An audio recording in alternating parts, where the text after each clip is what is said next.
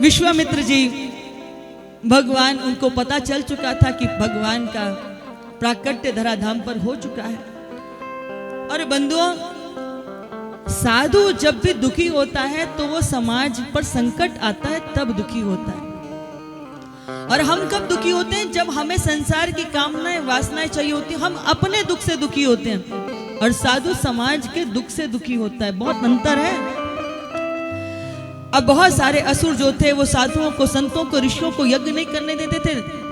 तो विश्वामित्र जी ने कहा कि क्या करें, कैसे करें, इन राक्षसों से कैसे हम छुटकारा पाए। गाधी तनय मन चिंता व्यापी,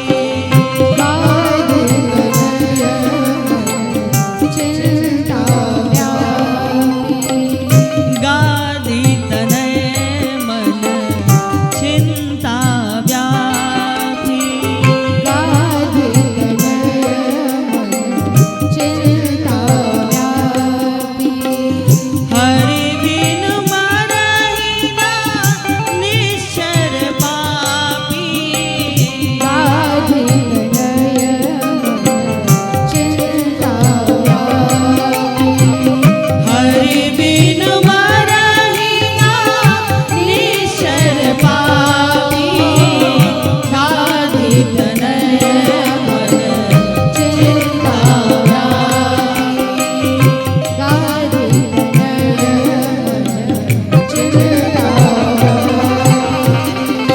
यहाँ गादी तनय विश्वामित्र जी जगत के कल्याण के लिए, यज्ञों के संरक्षण के लिए आज अपने अभिमान को तिलांजलि दे करके, क्योंकि यहाँ अयोध्या के कुल गुरु कौन है? वशिष्ठ जी। और विश्वामित्र जी और वशिष्ठ जी के बीच में बड़ा मैत्री भाव नहीं था, आपस में बड़ी प्रतिस्पर्धा थी।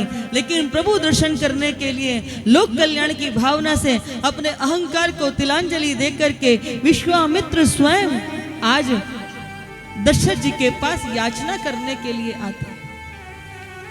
जैसे खबर मिली कि आज वह विश्वामित्र जी आए हैं, ब्रह्म ऋषि का पद मिला हुआ था।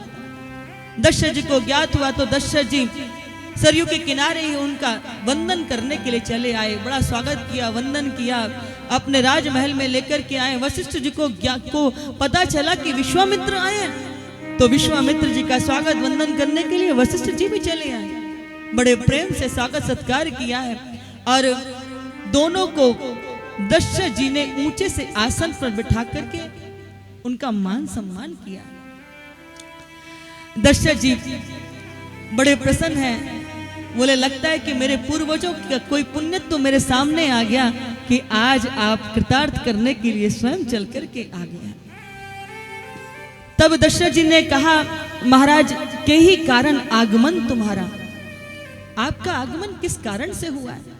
वैसे तो ये सब कुछ आपका कभी भी आ सकते हो, पर मुझे मालूम है कि आप ऐसे सहज नहीं आए, कोई ना कोई कारण जरूर होगा। इसलिए आप मुझे बताइए। आपको बताने में विलंब हो सकता है, लेकिन मुझे करने में क्षण भी नहीं लगेगा। आप तो बस बताइए, मैं हर पल आपके लिए प्रस्तुत हूं, तत्क्षण मैं इसको पूरा कर दूंगा। जैसे ये बात कहा, विश्वामित्र जी बिलक बिलक करके, चीख चीख करके रोने लगे। बंधुओं, जैसे कोई बालक चीख करके नहीं रोता, ऐसे विश्वामित्र जी रोने लगे। दशरथ जी को लगा मुझसे कुछ गलत निकल गया क्या, मैंने जाने अनजाने में कुछ गलत कह दिया क्या। विश्वामित्र जी इतना चीख चीख करके रोने लगे कि वशिष्ठ जी को उठ करके उनको संभालना पड़ा। असुर समूह सतावहि मोहि, मैं याचन नृप आयहु तोई। असुर समूह जो है वो सता रहा है, यज्ञ नहीं करने दे रहा, धर्म कार्य नहीं करने दे रहा।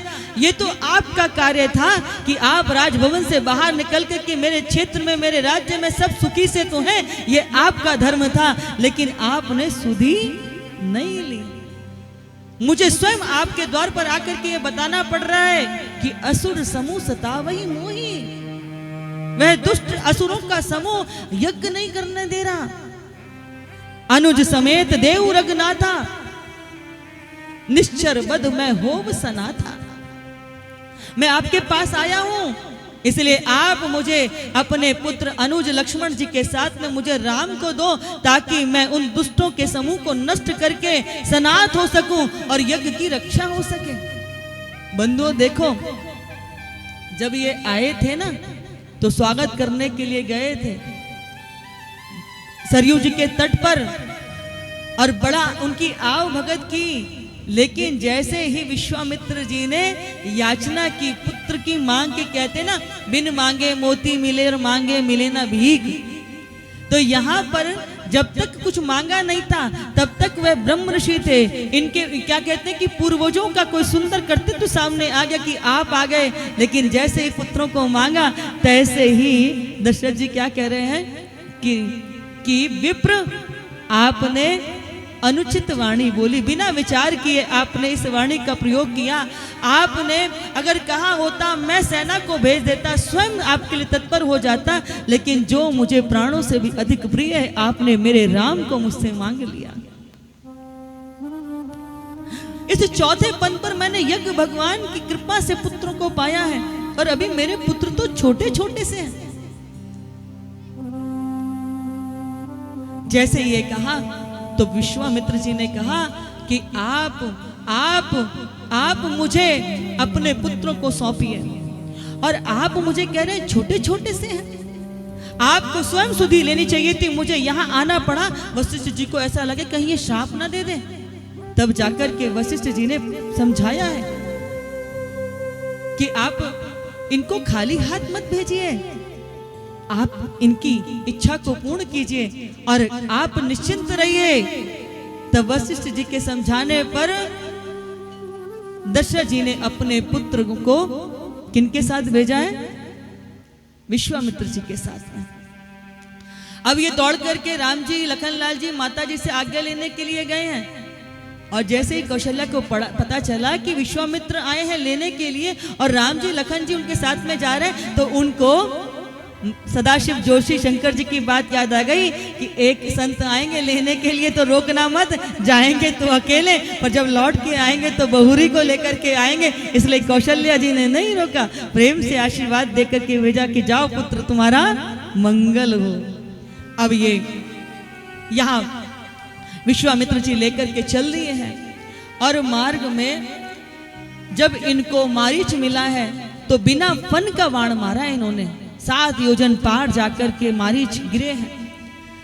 अब ये यहाँ लौट करके आए तो उन्होंने सबको कहा कि ऋषि मुनियों को सब आज धन्य हो रहे हैं, आपस में एक दूसरे को प्रणाम निवेदित किया है, सबका आशीर्वाद लिया है चरण छू करके।